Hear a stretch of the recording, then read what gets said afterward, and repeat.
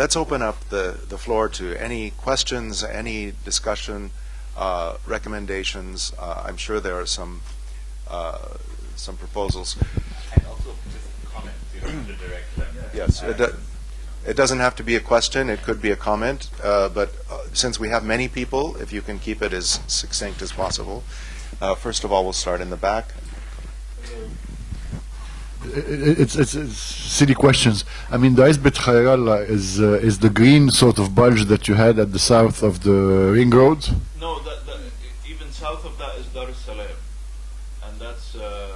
So Isbet Khairallah is even south of Dar es Salaam? It's sort of over the ring road. It's this thing in green at the bottom? That one. The yellow one? The yellow one. The green one is Dar es Salaam, the extension of Dar es Salaam, on privately owned, on state-owned agricultural land. Okay. Just to link what you were saying about Ramlet Bula and the Maspero Triangle, I mean, it's also happening in Maruf and Plaswick. If you put together the schemes, the various schemes for downtown, etc., it's and just to add a twist of spice to it, it's like we bring a Qatari design to you or something like that. One which is, the ex Thomas Cook land. Anyway. I'm familiar with part of the Maruf demolition. Yeah. أنا نبيل هادي. أنا عندي سوري محتاج أوكي. اوكي.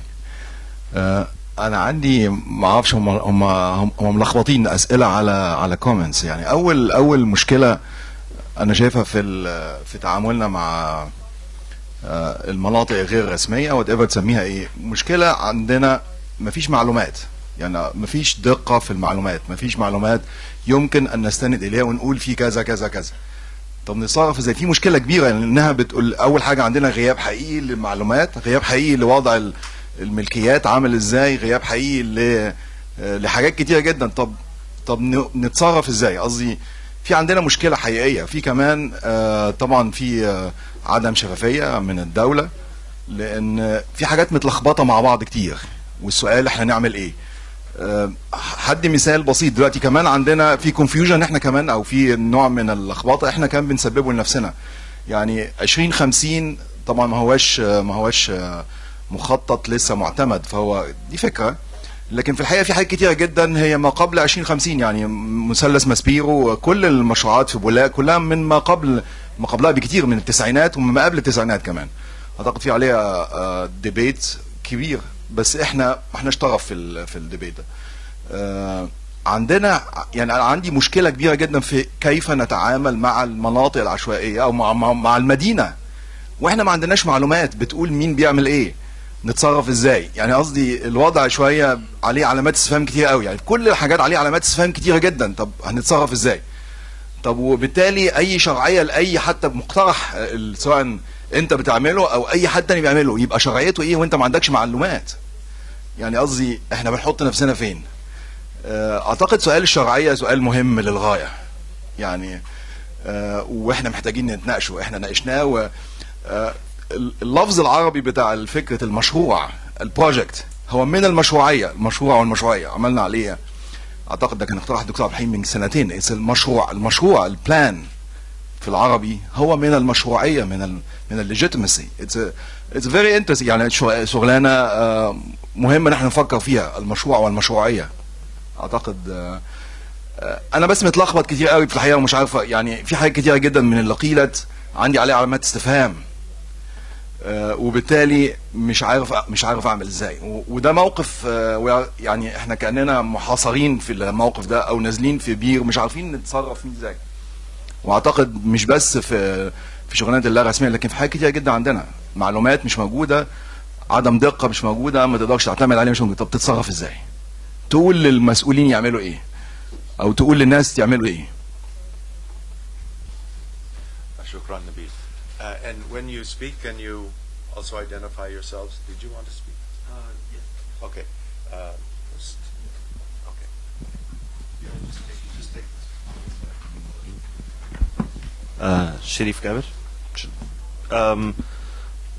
I think what was interesting to me across both presentations, and I mean, it's maybe a theoretical point, but I think one that has a lot of practical consequences and practical steps, is that when we start to look at this idea of citizenship, and whether it's the kind of ideas that Holston brings up of it being inclusively exclusive or that kind of thing, and so citizenship in an urban context, and tenure, and different shades of ownership and legitimacy. I mean, there seems to be a question of who is the subject citizen and who is the subject that owns and who is the subject that has tenure, and what ownership I think links to, and what I think we have to maybe start considering a question of property and property rights, and whether that's in a radical context or even within a traditional context. I think that there's a lot of questions of what types of bundles are we packaging together to consider something owned or possessed, and whether it's fee simple ownership traditionally, whether it's tenure as in legal recorded title, or whether there should be equitable considerations that attend to renters or other forms of insecure tenure. So I mean, that I think is even within a very traditional property based context, but then I think radically also there are solutions as well, the collective ownership and group rights and this sort of thing that I think have to be considered, because as long as we start to consider citizenship within the context of the individual subject owner, who is a sort of private citizen with private ownership of property, then we fall into a trap. Then we fall into the fact that I, as the person who has the rights, and the person who doesn't need them, because I own land, I own property, I am a citizen of Delhi, you're saying, or of Cairo, whereas the person who needs the rights can't own the things that the rights are based off of. So. Hi, I'm Hajar. I had a couple of questions for you. The land that the guy, you said he got evicted a couple of times and then he came back. So my question is, when they demolish an area, do they rebuild it right away? Does the government itself do, like, for example, here in Egypt we have all these economic plans, so there's no way they're going to be able to come back. But it seems that these people there got evicted and then came back, so did it stay empty? That was the one question.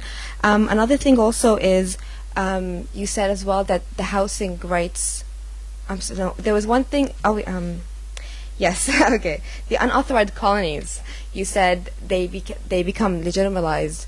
So who pushed for that? That's a question I had. And for you, Yahya, I had a couple of questions as well.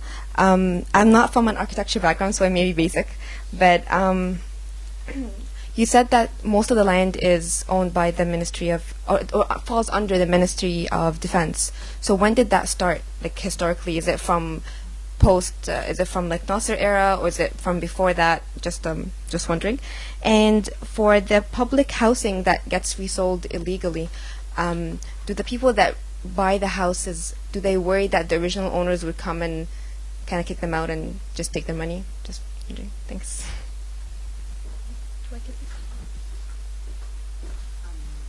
I am Azzurra, a PhD student from University of Rome. Well, I have one question actually is to both of you concerning the threat that informal areas leave. So, and the problem of citizenship, like there is a threat, but these people are claiming for citizenship. So, which is the connection between threat and community? When there is a threat, does this have an impact on the community? And if this somehow is an input for the community to organize and to bring, or to to face anyhow the government. So, but at the same time, this is probably due to a lack of local government and organization. And I don't know the case of India, but in Egypt, this is somehow, now it's starting to be a very big debate about the lack. Even though I was making a very interesting point that in Italy we live the opposite problem. We are stuck with local governments. They are really like, we have a lot of problems, but due to local government and to the very hierarchy bureaucracy system, we cannot do anything. But and the other question is for Yahya. So, which is the connection? I mean, how do you think, for example, the Cairo 2050 plan is insert in it as connection with Egypt economic situation worldwide? So, like, which is the impact, of 30 years economic policies? Let's say 30 years, it's of course the Mubarak, economic policy, but I think this is, of course, starting with Sadat and Infitah and all these problems. And why? I mean, international speaking, I mean, a lot of international agencies, for example, in South Africa, they have pushed more for, local governance and stuff. Why this didn't happen in Egypt, Like, for example, referring to the recently published report on the International Monetary Fund and implication of urban planning in Egypt, why international agencies were not really, pushing for a local? Because in Africa, let's say sub-Saharan Africa, all the international agencies were claiming to strengthen local communities and stuff. Why this kind of push didn't take place in Egypt? We'll make you the last one first. You'll be the last, and then we'll. اسمي أمنية، وحقيقة عندي سؤال ليكم انتوا الثلاثة ليه علاقة بالقانون الدولي والأستاذ جوزيف شكل عرضه. ليه علاقة بأنه احنا بنتكلم في القانون الدولي وبنعمل اتفاقيات، والحقيقة انه بنكون متأكدين ان هي مش مرتبطة ولا بدستور البلد ولا بقوانينها. فانه بالنسبة انا عارفة ان دي اشكالية عالمية، بس حابة ان انا اعرف منكم، بما ان احنا بنتكلم انه مصر والهند موقعين الاتفاقات دي فعلا وموافقين على ارتكل 11، فانه الحقيقة انه ده مش مرتبط تماما، واحنا بقالنا سنتين خدنا معركة دستور وخدنا معركة قوانين، والحقيقة ان احنا مش واصلين فيها الحاجة دي. ده اول سؤال. بما ان احنا بنحاول نربط انه فكرة المواطنة وفكرة الممارسات الشعبية اللي جاية من المواطنين، وبنربطها بالموديلايزيشن أو فكرة تنميط الإسكان وتنميط الدول وتنميط شكل العاصمة. عندي سؤال ليه علاقة بأنه طب احنا بنشوف الحاجات بأنهي طريقة؟ لو احنا بنتكلم عن حقوق المواطنة وبنتكلم عن الحق في السكن وبنتكلم عن الحق في المدينة، وفي نفس الوقت بنبص للتجارب بتاعة الناس اللي جاية من تحت، فإنه بنربط الاتنين ازاي ببعض لو احنا هنفضل نتكلم بمفهوم حقوقي؟ لأنه الحقيقة ان الناس خايضة صراعاتها ومكملة صراعاتها وهم مهمشين وممكنين في نفس الوقت من انهم يخوضوا الصراع ويكملوه.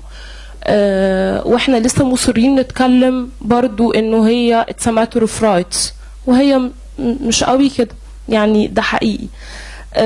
عندي سؤال شرير شوية ليحيى. يحيى قول لي، ينفع نربط مشروع تطوير هضبة أهرامات الجيزة ب2050؟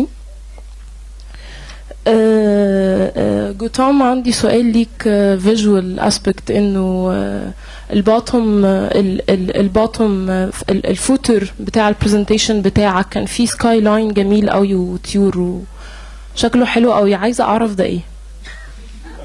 شكرا. Karim Ibrahim, architect and planner. First, I'd like to thank you both and also Joseph for the presentation, which was really interesting. I have a couple of comments on two questions. First is that I fully agree about the issue of legitimacy, because security of tenure is beyond legality by large, and we've seen many examples of even social networks work to protect, which are one of the most influential aspects of security of tenure, and that go far beyond the law. So I fully agree with this perspective of approaching security of tenure. What I am really missing in these two presentations is the aspect of the local. And the local, I mean here people, and I mean the government also. I have been lucky, privileged, whatever, to work with the government for almost 20 years, in interaction. And I'm sorry, I don't buy this idea of big conspiracy. It's I can call it failure of understandings of many concepts, super modernist approaches to planning. But I think we need to develop a better understanding of the government and the way it thinks, how they see it, like how the state sees like development in terms of that. Because unless we do that, we don't have a counter narrative. The government is like forms of different layers of bureaucrats, and these layers are completely separated. And there is like a completely level that is working on the lower level on the neighborhoods, because they live in these neighborhoods actually. They cannot go to their meet their neighbors and tell them we're gonna just remove this neighborhood because we live here, as like the policemen that you're talking about. And there is another level that it's the higher level that has to do with like better education, and unfortunately within the Egyptian system, they just fly into the system. They don't grow from the system itself. And this was more evident in the last 10 years of the Mubarak era. And I think we need to understand that, because there have been a major shift even within the GOPP, the General Organization of Physical Planning. Historically, people will have the chance to evolve within GOPP and become heads of GOPP. Now they are flown in, actually, and the GOPP started to work on this idea of Cairo 2050 when this phenomena also started. With the government, actually, if you look at ministers, they are no longer statesmen. They are like either technocrats or like businessmen coming into the system and try to shift it.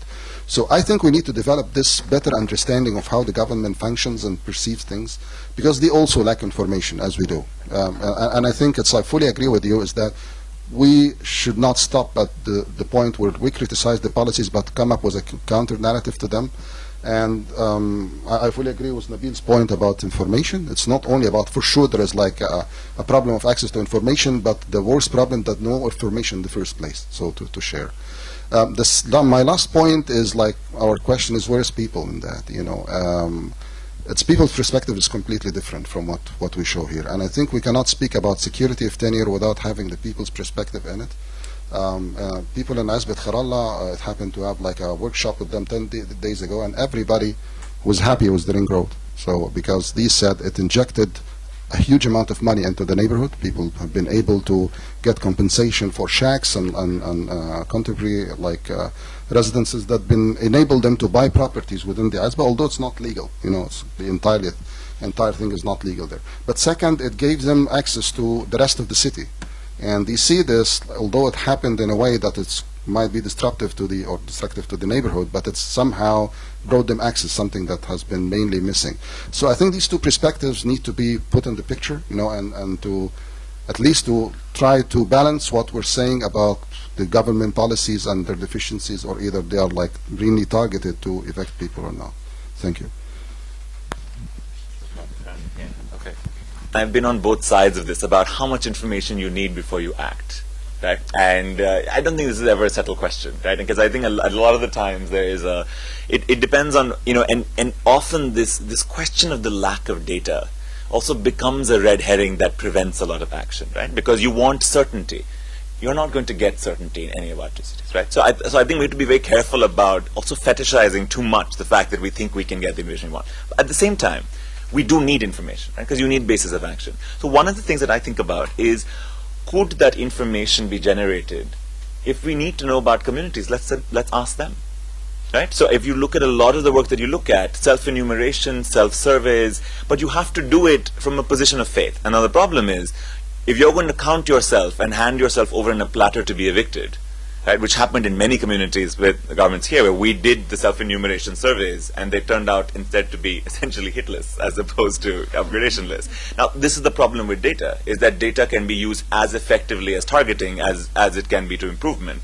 So the question of, and the people question here, I think, is interesting, Karim, because there is a moment right now, and this is a Delhi-specific situation in some sense, that the extent of eviction has been so vast that there is a complete trust breakdown. Right? And so you look at our thing, we have our record, government data records 217 evictions between 1990 and 2007.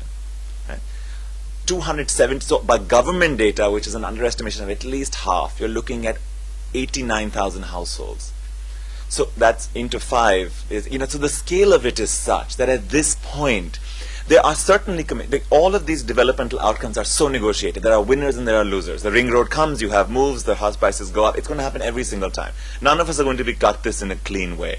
My intention actually is to make the contestation more noisy, because that's the only guarantee you have that interests are represented, right? Any solution we come to from the movement side or this thing side is going to be contentious.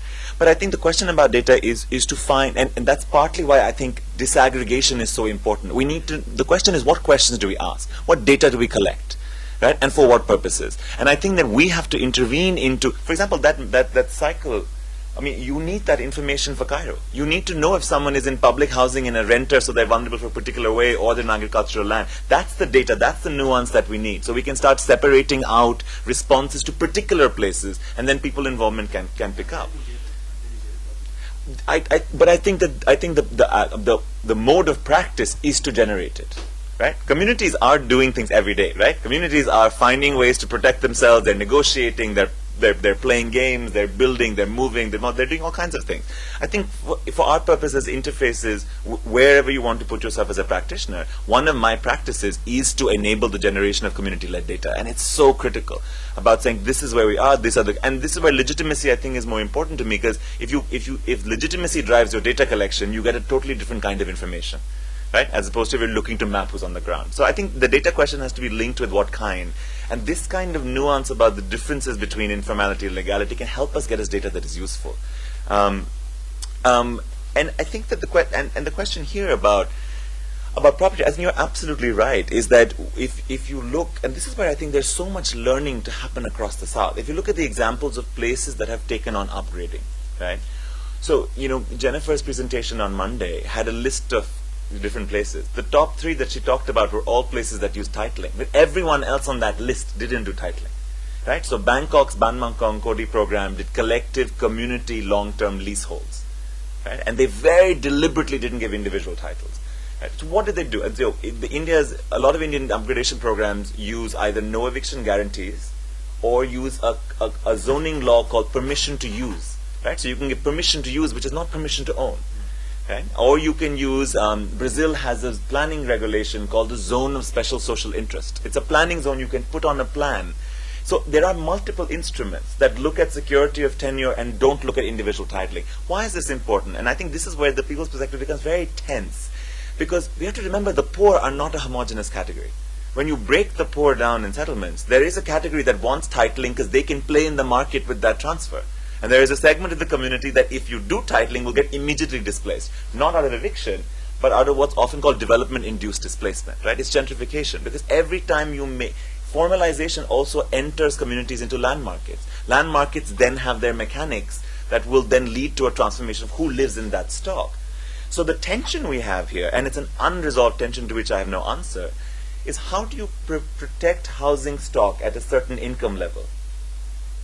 At the same time, rationalize restricting the rights of people to use their housing for market exchange and asset. I mean, this is a contradiction. You're taking away people's rights of exchange. You're giving restricted property titles that you would never give to elite neighborhoods because they would never expect it. So is it second-class citizenship? One part of argument will argue this. How can you give me restricted rights? Either I have them or I don't. But if your interest is in protecting that housing stock, then some restriction on sale and transformation, either through collective or leasehold titles, has to be there. Because otherwise, in dynamic land markets, you don't need Cairo to 2050. You will get a developer that will come in and slowly buy one and one out, and you get a transformation. People will sell. They have a right to sell, right? But then the question is, where do they go? So in the Indian housing market, the fracture is so extreme that if you sell your house, you can't buy another one, and so you have a second cycle of squatting. So it's a very complicated dynamic on how much of the land market do you want to enter through formalization. But there are a range of practices around around the right to use, not the right to exchange, or even restricted rights of exchange, I think that have been used across the world we can think about. I'll quickly finish. Do they rebuild right away? Actually, one of the research that we have been doing and documenting is that, so our land acquisition law has an urgency clause, which means you can invoke an urgent need for public infrastructure. And so we looked at the use, and we found that in the 217 eviction sites in Delhi, 25% were vacant up to 10 to 15 years after the eviction. Many of them were immediately used, but many of them were vacant even 15 years out. And that's one of the data that we used to challenge the government in the court, saying you invoked urgency and you didn't use it for 12 years, so they revoked the acquisition. They revoked the legitimacy of the acquisition, right? So I think a lot of it depends on it's what information do you need? The information we needed is, you say you need this for an infrastructure project that's for public purpose and urgent. Did you use it for public purpose and was it urgent, right? And the definition and fight over public purpose, to me, is the battleground of citizenship. That's exactly what this is about, right? The right to claim the ideas of public use, public purpose, because democratic or dictatorial, all governments rule in the name of the people. You have to rule in the name of the public. That's where the sovereign gets any. And and one of the reasons why land acquisition laws have that caveat is because the state must demonstrate that it acts in the legitimate interests of the public. That's the battleground, right? So can you argue that the best public interest use of publicly held land is to build low-income housing? What would it take for the public interest definition to go that way, right? Diane is shaking her head in despondency behind it. But I think this is the fight. It makes a lot more complicated. So I have to say, in my planning documents, you will never see the Ministry of Defense at anywhere on the thing, and it's a totally, because how do you negotiate with an actor like the military? I mean, it's a very good question, and this goes to your question about the government.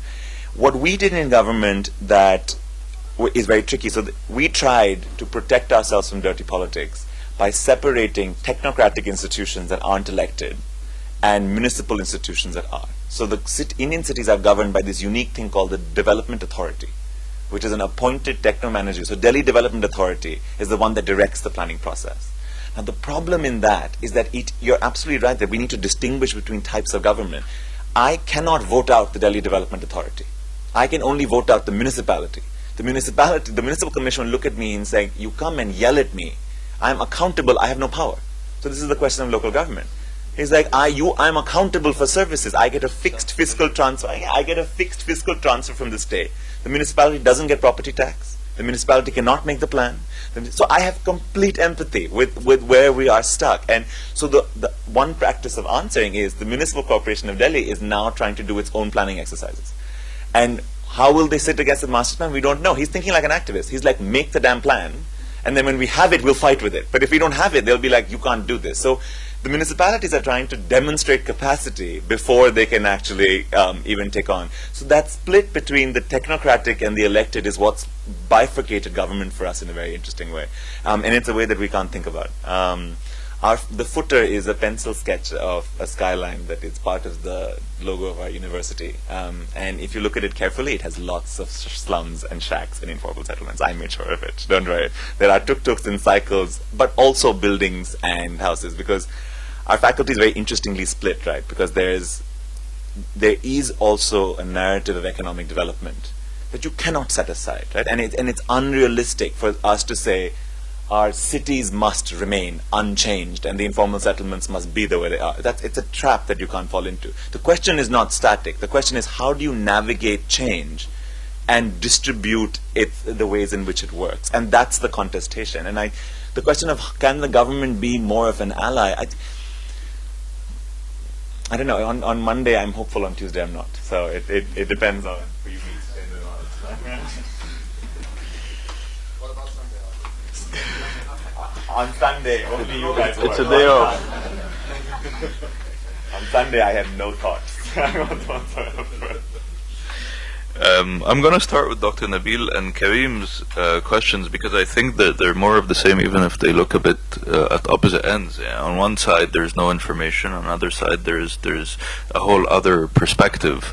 And, well, we want to know this perspective. Yani, if the government wants people in general, yani the people it's meant to serve, to believe that it's acting in their interest and not against it, then there should be information. Information should be publicly available. The link that has the Maspero development plan on the Cairo Government website, you can't get to it directly. I Google searched the term and then it came out, but when I tried to get it through the website itself, you couldn't get it. And the same thing for the Nile Doma project. So there is this masking of information, there is this flirting with having information there or not, and so on.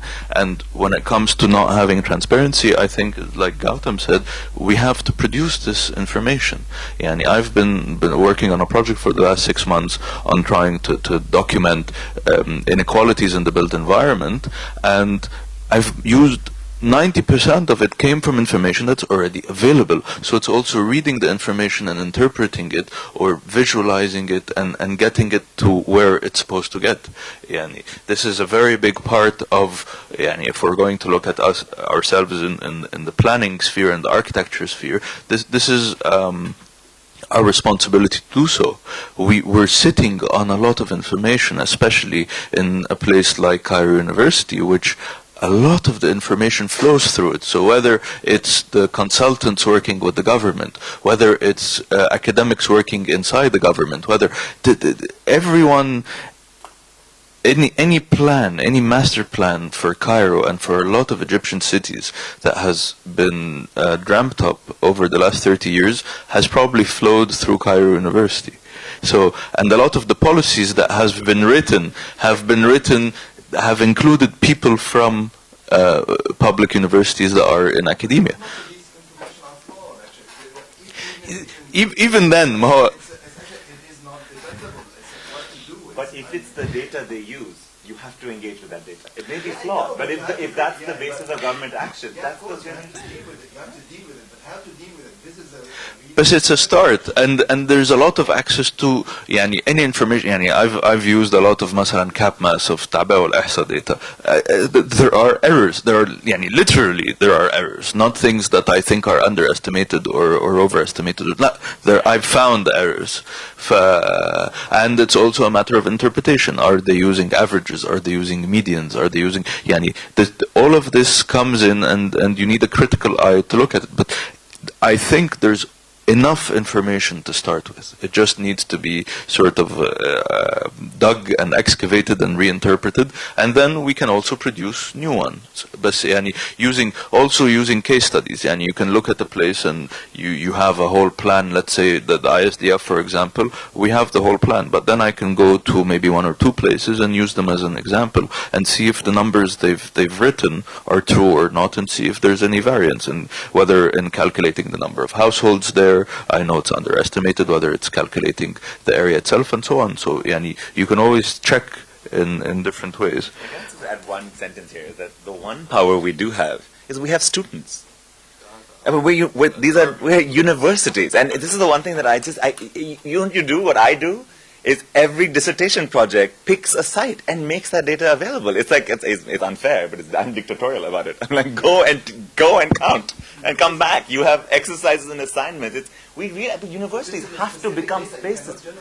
But the specific data now gives insight, right? If you do 10 ethnographic studies and count in 10 settlements across Cairo, you can begin to add, right? Just because we can't do a census doesn't mean we can't generate data, and they add up actually remarkably. The communities in Bombay have surveyed 24,000 households. 24,000 households is not insight or particular; it's 24,000 households. So, I think our capacity to generate data without census machinery is far greater than we think, and I think that we hesitate too much because we think we're worried about the flaw. We're worried about, do we have the capacity? We think it's a technical exercise. You can train community members to do data surveying in ways that I do not believe is any less rigor than the Ministry of Statistics. And I think we're holding ourselves back in not generating more of this. I think it's my point is actually we need to be really cautious using data. Yes. This is my point. I agree. know that we can, our students can do actually, we can generate some data. But actually, the point is that when you use the data without actually, without checking them, here actually becomes really tricky. And then actually the data actually, maybe it fires back. So it's really, this is... But it'll always happen, right? Yeah. Okay. It'll always happen. But there's also fail-safes. For instance, the whole planning paradigm we're living is very inflexible. I've never seen a 5-year plan adjusted in the middle of the time to accommodate something that has happened or to retrospect on something that has happened. It's a plan that's set 2 or 3 years prior to the beginning of it, and then once you press play, it goes. So I think the plans themselves have to be smaller, have to be more flexible, and they take in the problems that might come up with data in the beginning. يعني الاكزامبل بتاع updating a greater master plan. Actually, Cairo master plan generated like 1948 by the French guys, and then updated a couple of years later, like I'm not sure 10 or 15 years later. Actually, it was updated. So there is some effort actually to update to create master plans, to update master plans. Whether they are relevant or not, whether they are criticized or not, this is another issue. But actually, there is some. Going back to Karim's point about the people themselves, what maybe I'm looking at is more on the policy level. Yani, the policy itself is wrong to begin with. This has to be highlighted, regardless of what is happening on a technical level or a more bureaucratic level down below. But at the end of the day, when we look at the sum of all the parts, there is very discriminatory policy that we must criticize, that we must look at how to change, and then the technical aspect of how to deal with that comes later. And to me, it's also, it maybe adds to the conspiracy also when you see that people themselves that work within the bodies, the main bodies that have made this policy, are also the ones getting the bad end of the policy. This also makes it even crazier. Is like how the people that have participated in keeping this policy up and in keeping it moving are also the ones that are getting disadvantaged by it and marginalized by it. It's like the Bombay policemen. Like, I bet you if we take a look at most of the civil servants, we'll find out they're living in informal areas, that they're living certain deprivations and so on that are related to the work and the papers that they sign off to. So I'm not very sympathetic with the government as the state, but of course the people themselves are the people living the same life we're living. They're breathing the same air, they're using the same streets and so on. For Izbet Khair Allah, yes, the ring road was a great benefit for the people that stayed there, but for the people that had to give up their land and move somewhere else, whether they were given good compensation or not, they did not directly benefit from it. And we can see that on the ring road and places where people have informally added ramps where ramps didn't exist. This is also engaging with a piece of infrastructure that was built there under the realm of public benefit, but the idea of measuring public benefit is also very important. Who is the public that benefits? Going to Hagar's point, when did it start that the Ministry of Defense controlled the land? I think it always controlled desert land.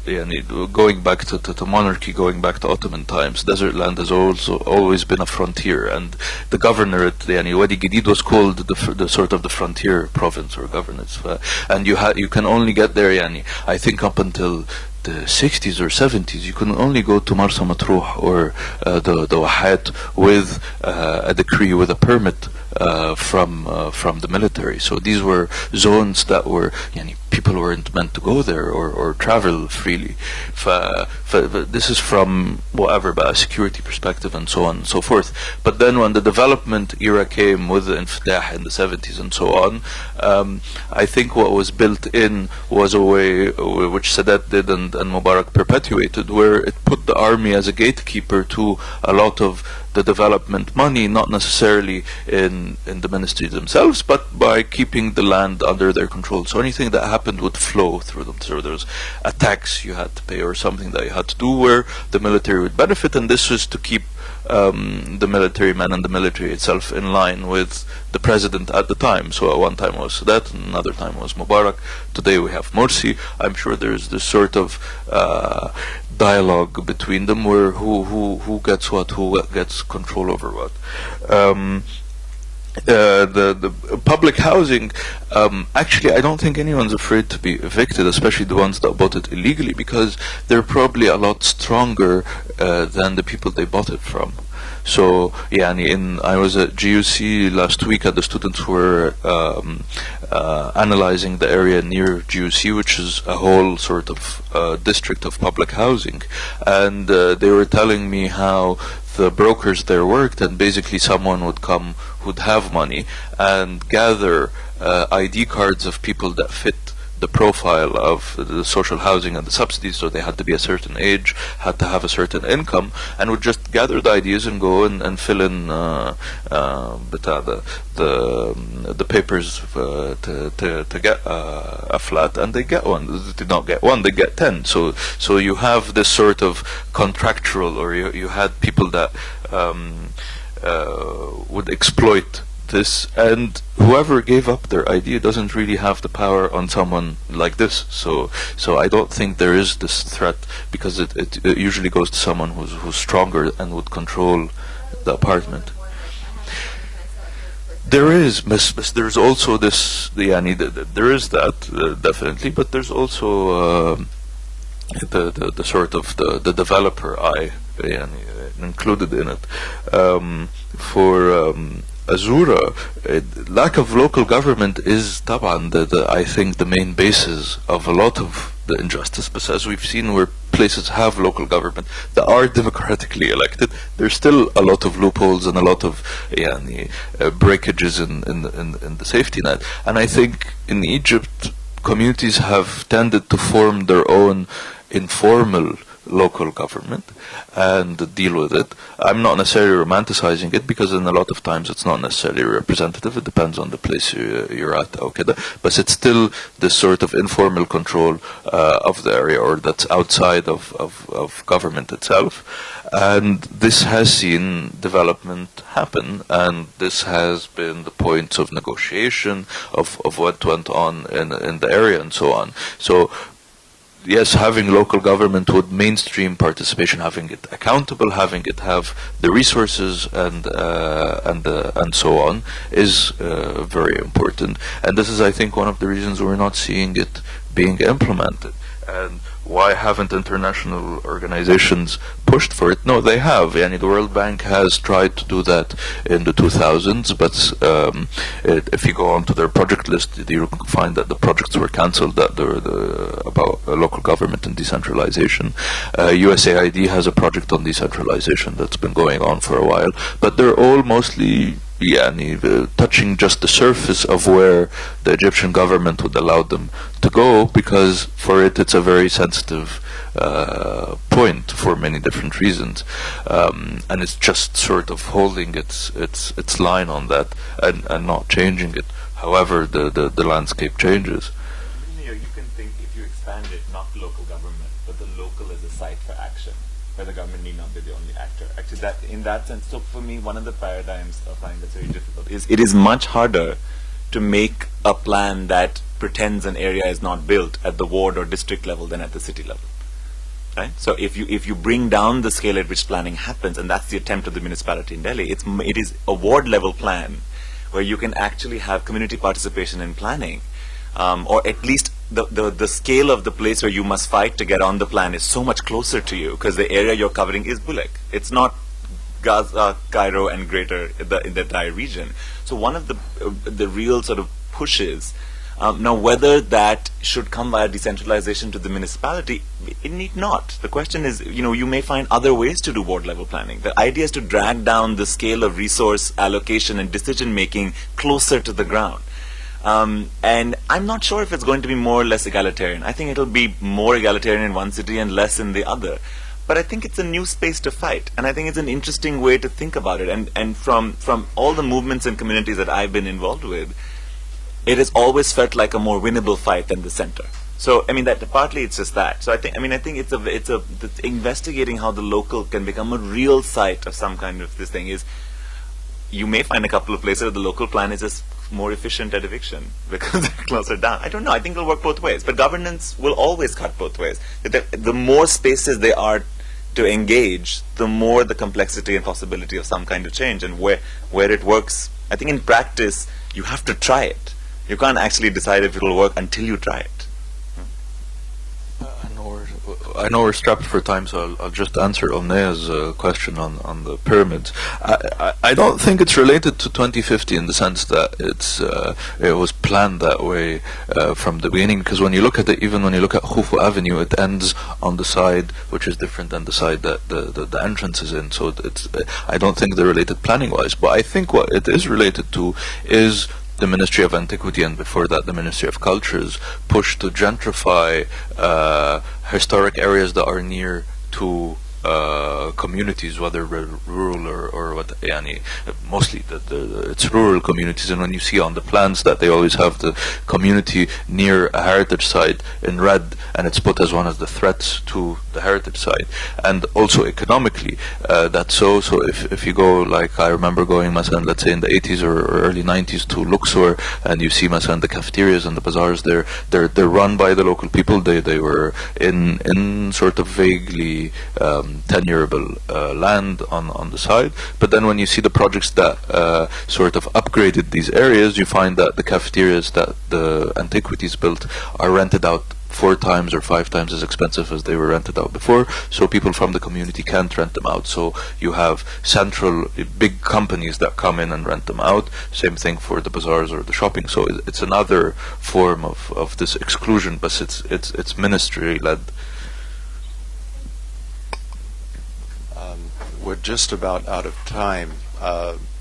If I can answer Omnai's question to me, which I take as not a rhetorical question, but a serious one that deserves a specific answer.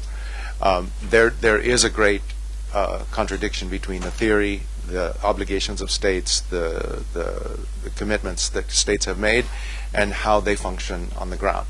And this is, and I'd like to just bring it back to our title issue, which is citizenship, and how the norms that I began to show, including the elements of adequate housing, how they should be used normatively in a way that actually changes the way we act, the way we respond to government, the way we initiate government at the local level, where the right to adequate housing has to include also the exercise of the right to access to information, which is in another covenant, but nonetheless applicable, and we have to use that as part of our methodology, including our methodology of creating information at the local level. And here are 2 very important challenges that we face. One, in the whole application of these norms, this struggle is really a local struggle. It cannot be deferred to any other level. So where we're engaging in a counter-narrative with the state, with agents of the state, we have these tools that we can use to frame our inquiry, and also to articulate it in ways, like I said, as statecraft. If we are to engage in a counter-narrative with local authorities, with central authorities, they also don't know these norms that they have ratified. And if we can use them articulately and creatively, creating information, creating methodologies of inquiry, and inquiring into some of the main assumptions that have been embedded in governance from the beginning, the Ottoman laws, that colonial legacy also affects how we perceive and how government perceives state land. It's considered to be the property of the Sultan, and the state being the inheritor, or even the army being the inheritor of the Sultan, is something that is counterintuitive to the concept of state land being the land of the people, and being the land that belongs to citizens. How do citizens use it, how they need it, how they derive a livelihood from it. And it really is a question of changing the narrative by using these norms for ourselves and also for authorities. Now that we have the beginnings of a revolution, where some of this ambiguity of tenure is reflected also in ambiguity of local governance, and the local social formations that have sprung up before, during, and since the revolution began, whether they're popular committees, local leagues, however they define themselves, these are opportunities actually for new ways of articulating, for using the tools, using the methods, creating new sources of information for people saying what they want. And nobody's going to give people what they want unless they can articulate it. If they can't say what they want, they'll never realize it. So it's really a question of statecraft, where we're not alone, but if we can articulate these values with and before authorities, that remains a challenge. How do we operationalize them? That's the other challenge. Creating reliable or convincing information is one challenge, but also operationalizing these norms at the local level, at the government level, that still remains one of our biggest objectives and obstacles.